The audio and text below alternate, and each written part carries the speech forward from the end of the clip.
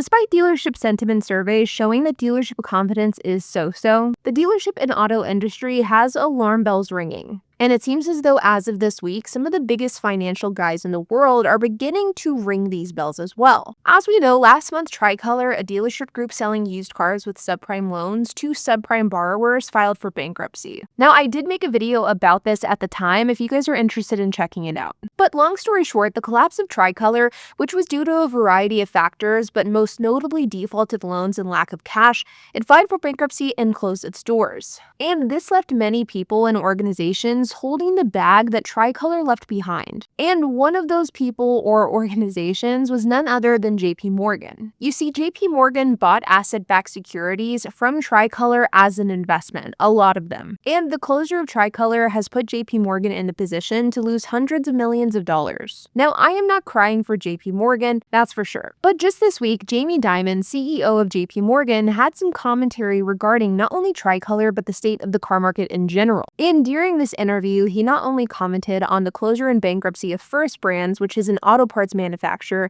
but he also commented on Tricolor, which is a company that JP Morgan was directly affiliated with through their asset-backed security investments. And while talking to reporters, Jamie Dimon said this: "We've had a credit bull market now for the better part of what? Since 2010 or 2012? That's like 14 years. And when asked explicitly about the closure of Tricolor, he expanded and said this: "These are early signs there might be some excess out there. If we ever have a downturn, you're going to see quite a bit more credit issues." He then went on to say that JP Morgan's $170 million investment within Tricolor, and thus their $170 million loss, was not their finest moment. This is important, and this is a conversation that we've had on this channel many times. And of course, there are other people and YouTube channels talking about this. I'm certainly not the only one. However, it is a very real concern. And that is the fact that Americans are becoming over-leveraged on their debt, and credit standards are far too lax, setting people up for failure. And the problem is that historically, as debt standards have become too lax, it's created major issues. But those problems are almost compounded on one another because of the fact that life and buying things in general has just gotten extremely expensive. And as cars have gotten more expensive, the repercussions of loose lending standards, and thus people defaulting or over-leveraging themselves with debt, it's significantly more severe because the amount of money that's defaulting is larger. And we pair this with rising credit card debt, student loans back in full swing, mortgage debt. It's an extremely bad scenario.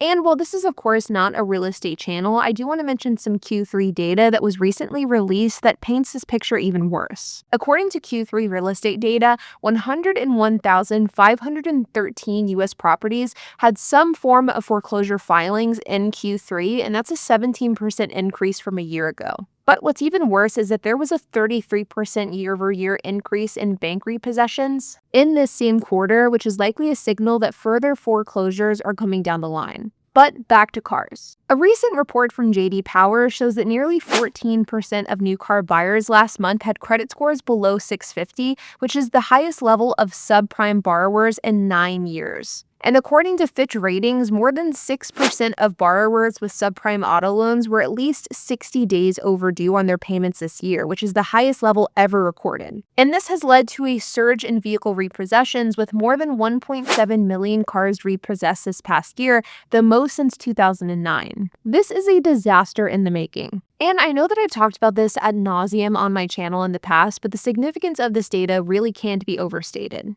Earlier this week, I made a video talking about the status and market update of the used car market, and in that video, I expressed my skepticism on whether or not a used car market crash would happen again. And while I don't have a crystal ball, I can say with confidence that this kind of data points towards a crash coming sooner than later. These debt levels are simply unsustainable. And as people begin to fall further and further behind, this could cause a major problem. But like always, you guys, I hope that you enjoyed this video. If you have any questions, comments, if you have anything to add, I would love to hear it. So make sure to leave a comment down below. And while you guys are at it, make sure to hit the like button, hit that subscribe button, and hit the notification bell. And I will see you guys in the next video.